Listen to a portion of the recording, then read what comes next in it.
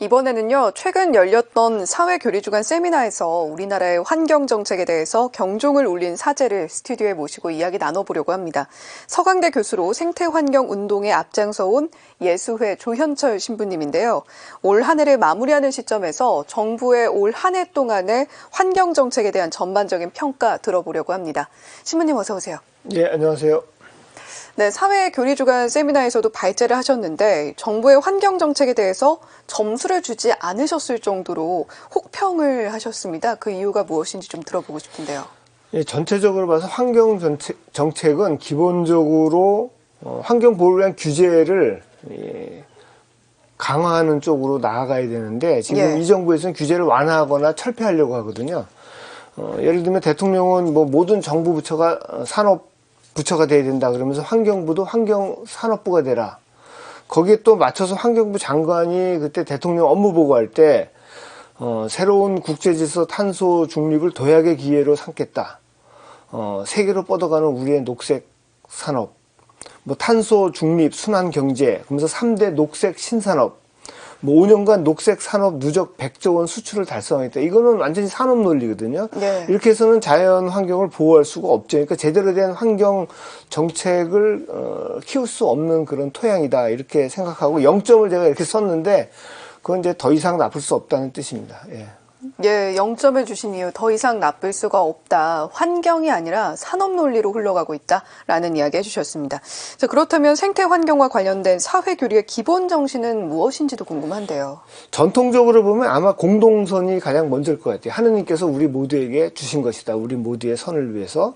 그렇기 때문에 우리는 그 태도는 감사와 존중 이런 게 돼야 되겠죠. 그리고 조금 더 한 발 더 나아간다고 하면 이제 찬미받으소서 그 회칙을 보면 거기에 보편적 친교라는 게 있습니다. 그러니까 단지 우리를 위해서 주어진 어떤 수단이 아니고 우리와 함께 가야 할 하느님의 모든 피조물들, 인간을 포함해서 그런 창조 공동체라고 하는 그런 생각, 그게 아마 좀 더 진전된 그런 생각이 아닐까 생각합니다. 이게 환경에 대해서 우리가 어떤 논리로 접근을 할 것이냐. 일단 우리가 주님께 받은 것이기 때문에 감사하고 기뻐하면서 공동선의 관점으로 좀 접근할 필요가 있겠다라는 말씀을 해주셨습니다. 또 올해 8월 24일이었습니다. 일본 후쿠시마 방사성 오염수 해양 투기가 시작이 됐는데 가톨릭 교회는 분명한 반대 입장을 표명을 했고 행동에 나서기도 했습니다. 네. 지금 여전히 현재 진행형인 문제이기도 한데 이 부분은 어떻게 보고 계신지요? 그때 과학적으로 안전하다, 안전하지 않다, 이렇게 정치권에서 또 시민들 사이에서도 논쟁이 많았죠. 근데 저는 그 한일 양국 정부의 태도에서 두 가지 문제점만 좀 지적을 하고 싶어요. 우선 과학적으로 검증했다라고 하는데 과학적 검증의 가장 기본적인 전제는 보편적인 재현성입니다. 다시 얘기하면 같은 조건에서 누가 검증을 해도 똑같은 결과가 나와야 되는 거예요. 근데 지금 국제원자력기구 IAEA라고 하는 국제기구 한 군데에서만 검증을 한 거예요.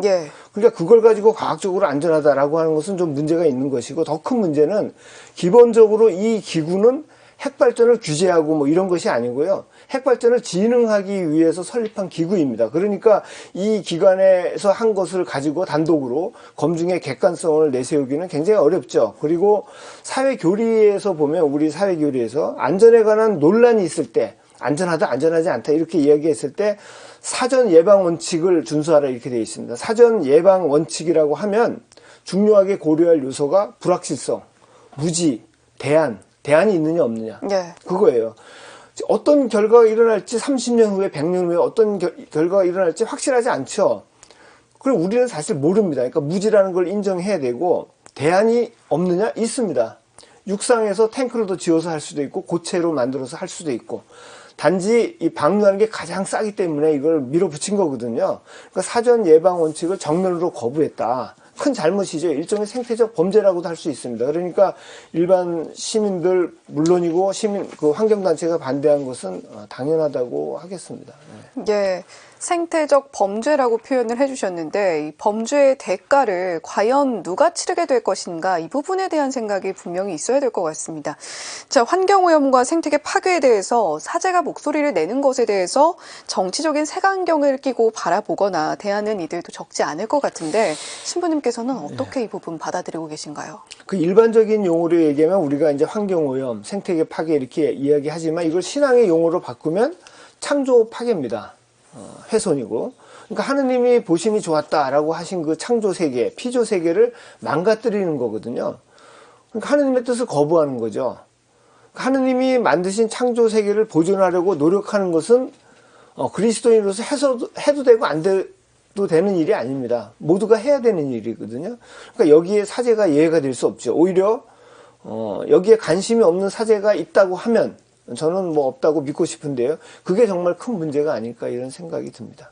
예, 사제도 예외는 없다라는 말씀으로 표현을 해주셨는데 정말 이 환경 문제는 우리가 살아가는 지구에서 벌어지고 있는 일이기 때문에 우리가 인류 보편적인 문제로 접근을 해야 될 일이지 뭐 사제복을 입었다고 해서 또는 수녀복을 입었다고 해서 정치적인 잣대로 바라볼 일은 아닌 것 같습니다. 자, 지구 온난화를 비롯해서 일회용품 문제, 미세 플라스틱 쓰레기 등과 같은 우리 지구의 환경 문제 여전히 많이 산적해 있는 상황입니다. 우리 그리스도인들에게 특별히 요구되는 자세와 바람이 있다면 무엇일지 끝으로 말씀해 주시죠. 예, 우선 이 문제 말씀하신 그 세 가지 이런 것들 모두 그 문제 근원에 보면 성장이라고 하는 게 들어 있습니다. 경제 성장. 성장이라고 하는 것은 생산과 소비를 늘리는 거거든요. 간단히 얘기하면. 그러니까 우리가 못 살던 때에는 그리고 지금도 굉장히 못 사는 나라에는 성장이 필요해요. 더 많은 걸 생산하고 좀 쓸 필요가 있죠. 그런 경우에 성장하면 삶의 질이 향상합니다. 그런데 일정 정도 성장을 하고 나면요. 대개 1인당 GDP, 국내 총생산이 한 $10,000에서 $15,000 정도 되면 성장한다고 해서 삶의 행복도나 만족도가 높아지지 않아요. 어떨 땐 더 떨어집니다. 이게 이른바 그 이스털린의 역설이거든요.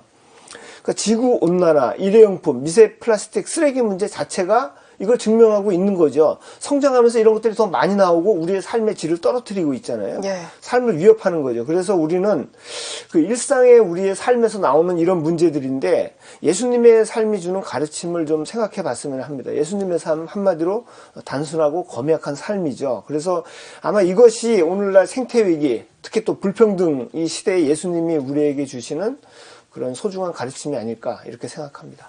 네, 이럴 때일수록 예수님을 닮은 삶을 살아가는 그리스도인의 자세가 필요할 것 같다라고 끝으로 말씀 전해주셨습니다. 지금까지 서강대 교수이신 예수의 조현철 신부님과 함께 이야기 나눠봤습니다. 신부님 오늘 말씀 고맙습니다. 예, 고맙습니다.